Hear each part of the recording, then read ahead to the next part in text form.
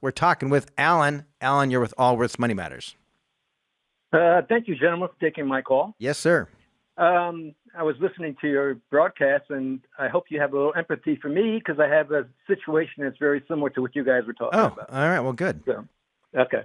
So let me give you a little background information. I'm 66 years old, married. My wife is 62. 2 kids, both. One just about ready to leave the house. The other one long gone.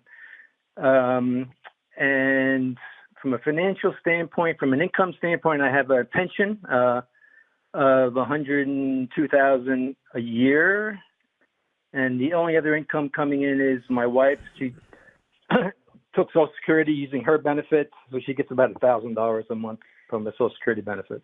So that's pretty much the inflows. And you wait, Alan, and are you receiving Social Security? No, I was planning on deferring it until 70. Okay, you are eligible though.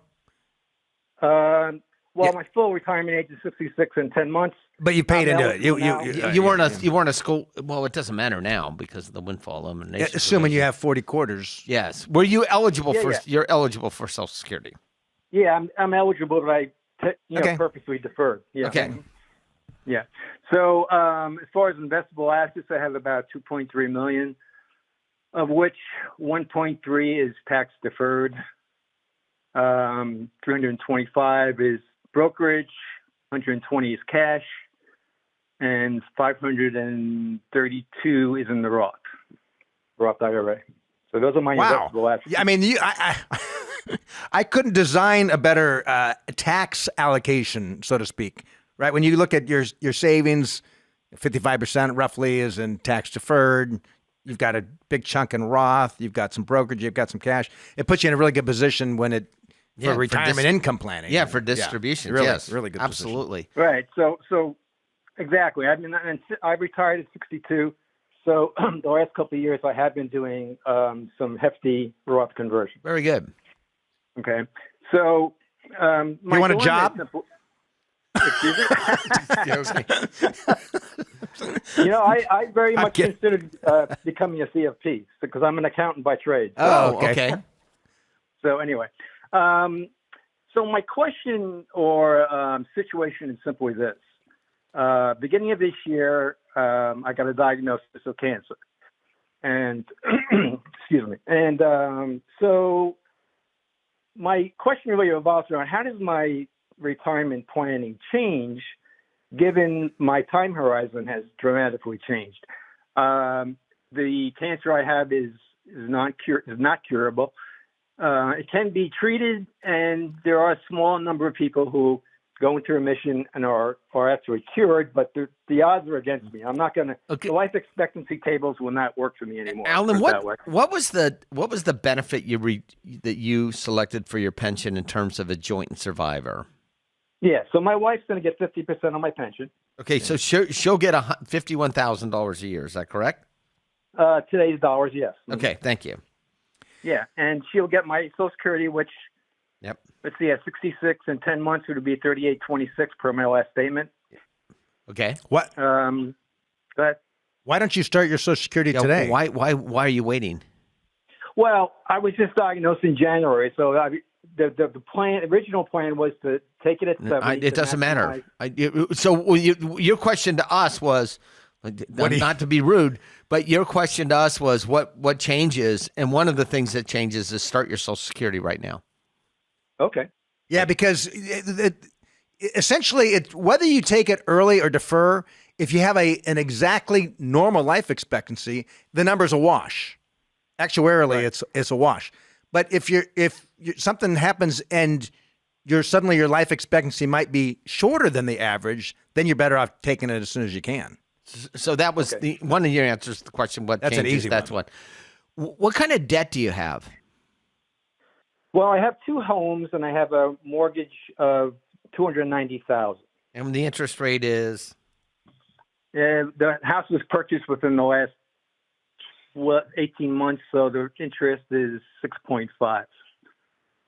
Is this a vacation home or rental? Well, it's kind of turned out to be a vacation home. I mean, the plan is to sell the home that we're in currently, and then just to have one home. So we were never planning on having two homes, but we're in the process of selling one of them. And where are you moving?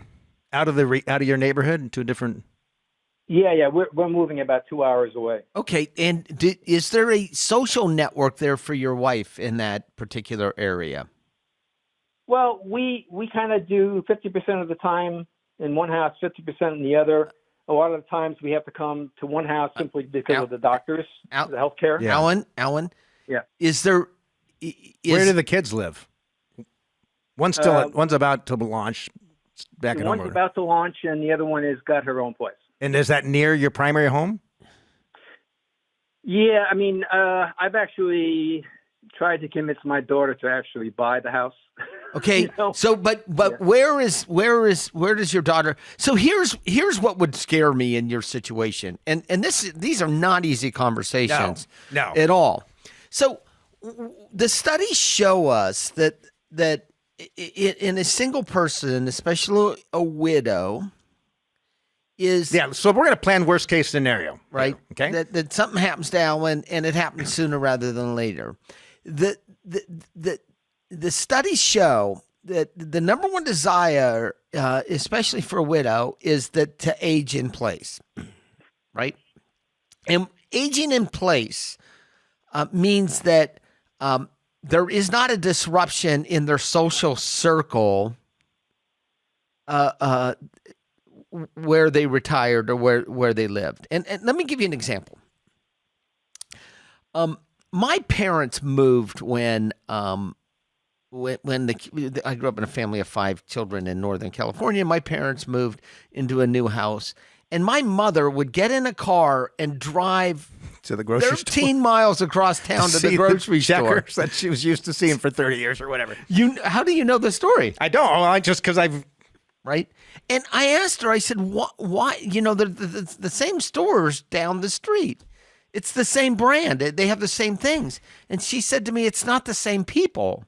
I like the people at the store I've been going to for 20 years. And so she goes out of her way to do that. And so You can afford 2 homes. that is not an issue, right? You can absolutely afford 2 homes. But the issue is where are those homes? And not because if you're no longer in the picture, the social circle just significantly shrank by not 50%, probably by 80 to 90%. And so a move at this time is the one thing that I would caution you, unless she has a social circle That's bigger. or at least the same size in the new area. It's a timing issue, gentlemen, because when I purchased that second home, there was no diagnosis at that point. Understand that. Yeah. So what's the it kinda timing? happened. Why timing. just keep both homes for now?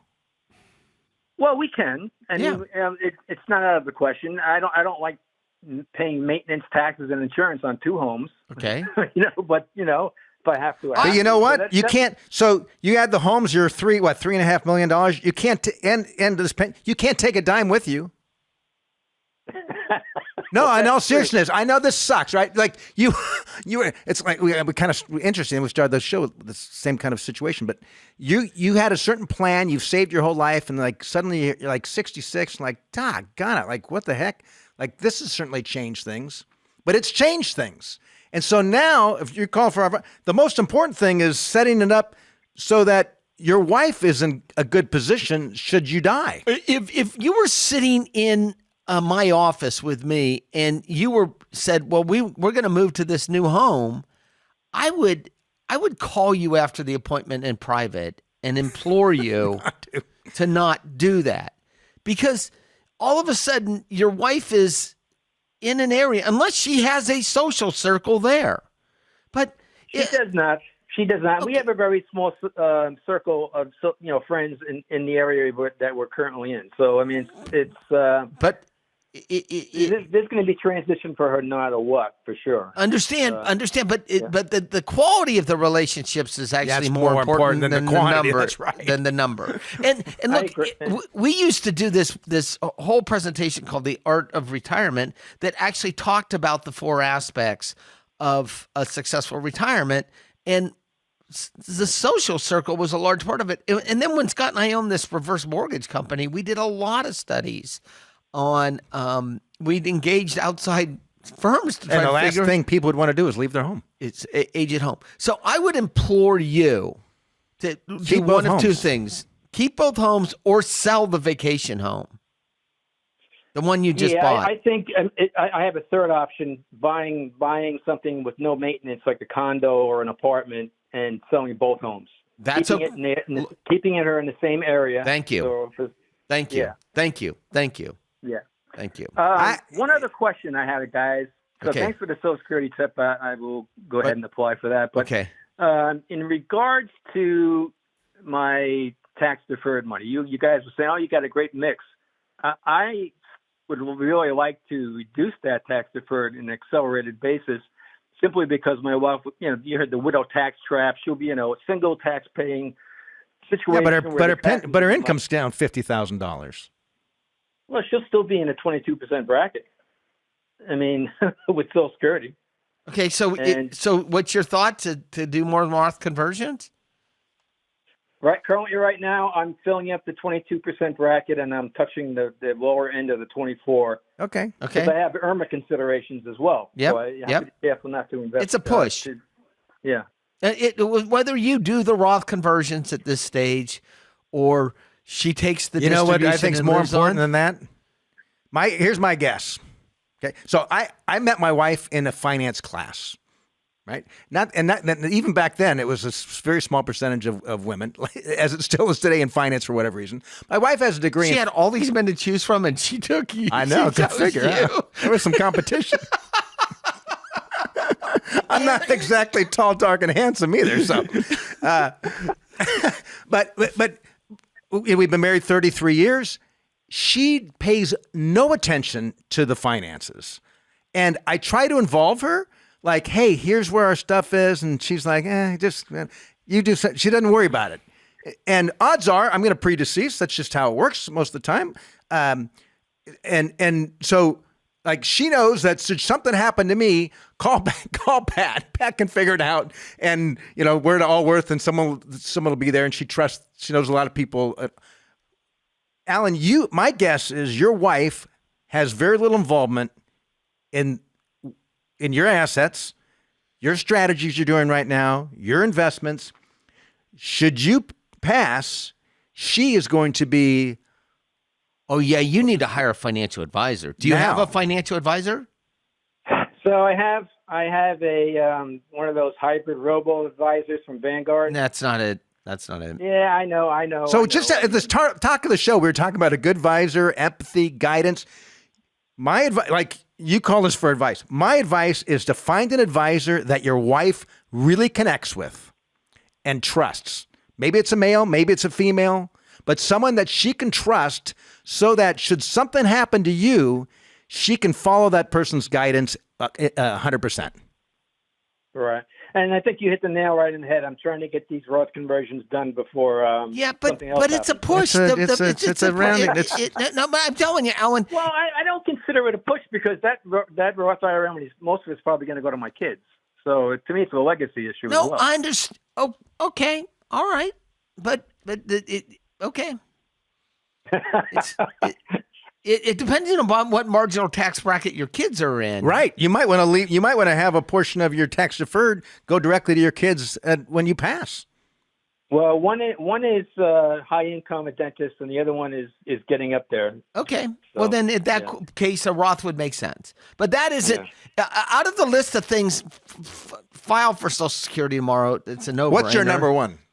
What's my number one? Hire a financial advisor. 100%. Look, I can't tell you how many times. So I'm still a practicing advisor, but I haven't brought a new client on in years.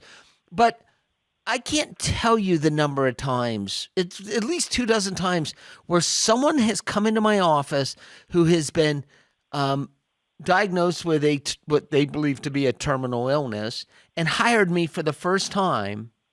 Never, ever having hired an advisor before. Absolutely. And just saying, when I'm no longer here, can you please take care of my stuff? And I've had people not even terminally ill. They're just getting older. That's right. Like I'm 70 now. Like Yes. So would a fee-based advisor be as Yeah. fine? Because I really don't want. I mean, the amount of capital gains I would. No. yeah, A good correct. advisor's not going to move your assets just to move your assets. Yeah, no, they wouldn't do They have a fiduciary yeah. responsibility to act in your best interest. Yeah, there absolutely should not be remodeling a portfolio, especially at this stage of the game. Correct. And what they should do is after the fact, actually then make the portfolio super tax efficient. But yes, you want a fee-based advisor. Okay. Yeah. But and good All for right, you, gentlemen. and please involve your wife in this, please. No. I believe me, I am. In fact, just trying to get her to learn Quicken is a challenge. The challenge. Oh But, yeah, that would be my. That'd be a challenge for me. I could do it. I don't like. My wife is an accountant, and she. How about if you had to learn to take over? Quicken Oh, Bank? there's no way. There's not. And we're financial advisors. Like, Could you imagine? certain temperaments. Yeah. Oh, that would be awful. I'd have to actually marry an She accountant. doesn't need to learn Quicken. My Most wife families died. don't use Quicken. My wife died. I'd be like on whatever the app saying, what do you look for in another person? Good bookkeeping skills. Hey, Alan, we hope you nice man. long life, and glad you called. I think this is Thank you, John. I appreciate your Call advice. Alan. Call anytime. yeah, appreciate the call. You know, Pat, it just reminds me. I had a client. He was probably a client for 15 years, and he wouldn't bring his wife in. And every time he'd come in, like whenever I'd say, I'll call him Steve. Steve, like, where's Judy? Well, she's in. And I'm like, you need to bring Judy in. Well, one day he comes in with Judy, and I'm thinking, Steve seems a little off today. And Judy calls me after the appointment and says he's got Parkinson's. He passes 2 years later. Judy comes in after he passed with her sister. Sister never met me. Judy barely knows me, knows that Steve liked me, but Judy doesn't. But the sister, Judy's world just fell apart. Yeah, but her husband is gone. And the sister may not know anything about financial planning, but knows more than her sister says, well, what I'm telling her, she needs to get a rental house for the tax deduction. And I'm, what? I said, rental? Why in the world does she need a rental house? Like, her finances are in good shape. Her husband left her in fine shape. Like, you want her to start managing a rental house for what? For what? Maybe there's a tax deduction. Maybe who cares? At age what, 70? Yeah, correct. I'm like, and they left the meeting, and I thought, you failed them. That's exactly what I thought. You failed them, Scott. That's exactly what I thought. Because I should have said, I'm not going to work with you unless you bring your spouse in. Yeah, you failed them. How's it feel?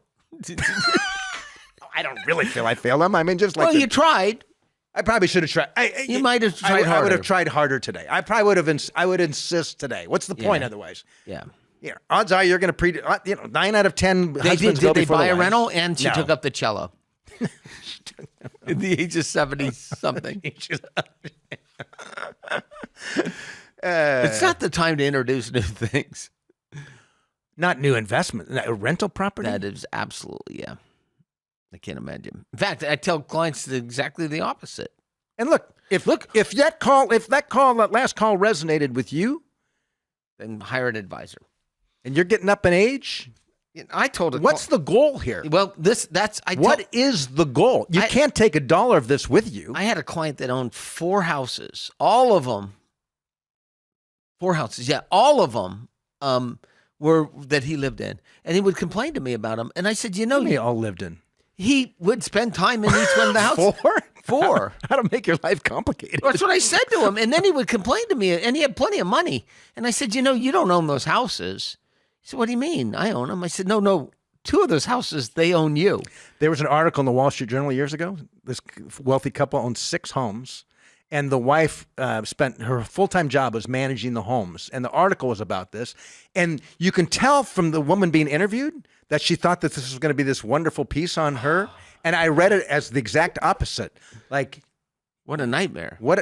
This is where you want to invest your life in this? Yeah, this is your legacy? They're not so wealthy that they don't have an estate manager, right? The super wealthy have someone to, doesn't mean that they're not involved. It means that they have someone that actually manages the day-to-day. The super wealthy. Yeah. But I don't get it. I don't know. Life's but it's hard. Look, you've been doing stuff on your own your whole life. Maybe you're quite frugal. Maybe you do your plumbing and everything is like you're quite frugal, and maybe you're good. Maybe it's worked out for you. But if you've got a spouse and you think the spouse is going to be here beyond you, you really need to think about setting things up.